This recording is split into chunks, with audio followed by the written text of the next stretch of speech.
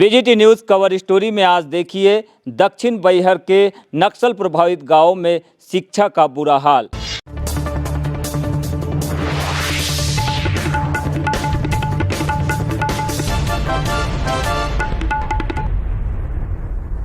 दरअसल आदिवासी क्षेत्र बैहर के अंतर्गत आने वाले नक्सल प्रभावित गांवों में खासकर कई ऐसे प्राथमिक शाला भवन है जो जर्जर स्थिति में है, जिनमें कायाकल्प की जरूरत और दरकार महसूस हो रही है। लेकिन शासन के द्वारा पिछले 5-6 सालों की बात करें तो अभी तक इन स्कूलों भवनों का नवीनीकरण या फिर इनमें सुधारीकरण और नए स्कूल भवनों के लिए कोई भी बजट नहीं दिया गया। लिहाजा इन स्कूलों में आज भी बच्चे जो है जान जोखिम में डालकर शिक्षा प्राप्त कर रहे हैं। यहाँ क्या बच्चे पढ़ते हैं? हम पढ़ते हैं लेकिन स्कूल में नहीं बैठते सर, जर्जर होने के कारण। अच्छा, क्या परेशानी जाती है आप लोगों को? अब बच्चे को बाहर बिठाते हैं किचन साइड में, और वहाँ भी बरसात में सीपेज होता है क्या भैया?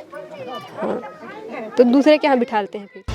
एक और जहां राज्य की सरकार सरकारी स्कूलों में सुविधाएं बढ़ाने और बेहतर शिक्षा प्रणाली के दावे कर रही है, तो वहीं दूसरी ओर बालाघाट जिले में ही सरकारी स्कूल इस तरह से संचालित हो रहे हैं मानो इनकी देखरेख करने वाला कोई नहीं।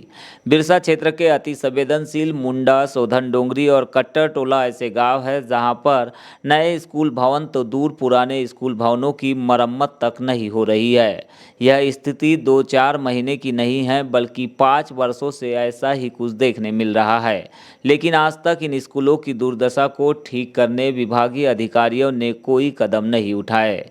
ऐसा नहीं है कि इस बारे में सर्व शिक्षा अभियान के अधिकारी और उपयंत्रियों को जानकारी नहीं, उन्हें जानकारी तो इसकी बाकायदा है, क्योंकि इनमें से एक स्कूल ऐसा भी है जिसे डिसमेंटल के लिए चिन्हांकित भी किया जा चुका है। बावजूद इसके स्कूल भवनों के लिए कोई कार्य योजना तैयार नहीं की गई। लिहाजा आदिवासी बच्चों को मजबूरीवश इन्हीं स्कूलों में या फिर खुले आसमान के नीचे बैठकर पढ़ाई करनी पड़ रही है। ये हो गया अंजलि का टोकनी, क्योंकि अंजलि पहले गई जी। उसके बाद में हो गया लता का टोकनी, ठीक है जी। अब हम इसमें 12 अंक अंजलि के पास आदिवासी बाहुल्य क्षेत्रों में स्कूलों के इन हालातों को लेकर शिक्षक न केवल मजबूर है बल्कि लाचार भी दिखाई दे रहे हैं। उनके पास बच्चों को पढ़ाने के लिए कोई दूसरा भवन भी उपलब्ध नहीं। कुछ समय तक किसी के घर में स्कूल संचालित करने के बाद वापस उन्हीं स्कूलों में बच्चों का भविष्य गढ़ा जा रहा है, जहां बच्चों के लिए हर पल खतरा बना हुआ है। सर वो वहाँ पे जो हमारे गाँव में जो भवन है वो बहुत जर्जर स्थिति में, इसलिए हम शिक्षक आवास में शाला लगाते हैं। कितने सालों से समस्या है? ये सर करीबन 2014-15 से है। तो इसके लिए आप लोगों ने क्या आवेदन किए थे? जी हाँ, BRC साहब से लेके हमारे दीपक आर्य साहब भी आए थे 2019 में, उन्होंने भी प्रत्यक्ष देखे थे उस समय, पर उसका कोई रिजल्ट नहीं आया फिर।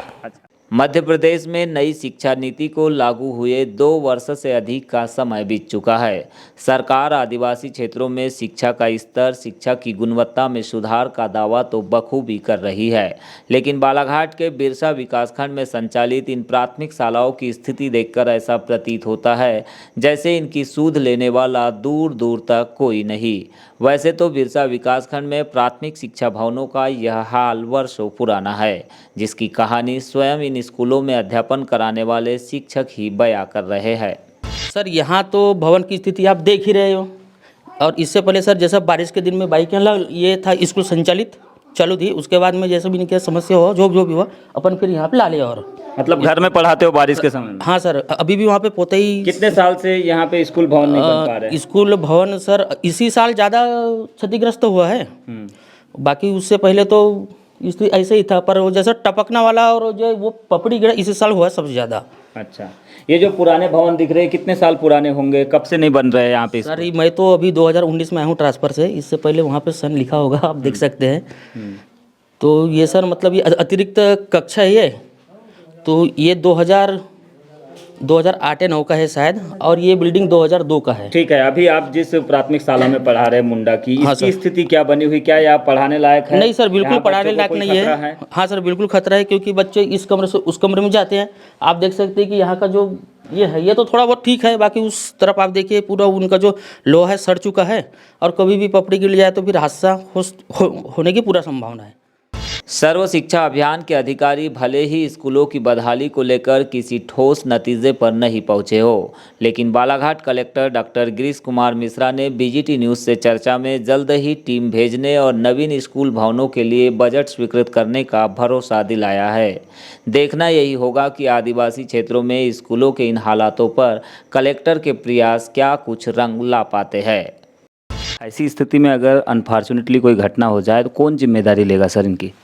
देखिए, निश्चित तौर पे ये गंभीर विषय है और आयुक्त महोदय के भी पहले से भी निर्देश हैं कि ऐसे भवन जो जीर्ण शीर्ण हैं वहाँ शालाएं नहीं लगाया जाए, अल्टरनेट कोई व्यवस्था की जाए। चूँकि आपने 3 बिल्डिंग्स का स्कूलों का जिक्र किया है जो प्राथमिक शालाएं हैं, हम कोशिश करेंगे कि हमारी टीम कल ही वहाँ चली जाए, स्कूलों का निरीक्षण हो जाए और तत्काल वहाँ बजट सेंक्शन करके 2-2 कमरे एटलीस्ट वहाँ निर्माण कराएंगे। क्या वजह मानते हैं सर कि पिछले 5-6 सालों से लगातार शिक्षक बता रहे हैं कि डिमांडेशन में है नवीन भवन के लिए, लेकिन बन नहीं पा रहे, क्या वजह मानते हैं आप? देखिए, कई बार जो है मे भी निरीक्षण की कमी हो, कई बार फंड की कमी भी रहती है और एनुअल जो हमें बजट सैंक्शन होता है राज्य शिक्षा केंद्र से, हमें उसी बजट में काम करना रहता है। चूँकि मैं एक बार स्कूल का कल निरीक्षण हो जाएगा तो मैं स्थिति बता पाऊँगा आपको। चूँकि आपके संज्ञान में अब हमारे माध्यम से आया है तो हम कितना उम्मीद करें सर कि कितने जल्दी ये कार्य होगा यहाँ पर? निश्चित तौर पे स्कूलों में अगर स्थिति अच्छी नहीं है भवन की तो हम वहाँ तत्काल सैंक्शन दे करके निर्माण शुरू करा देंगे।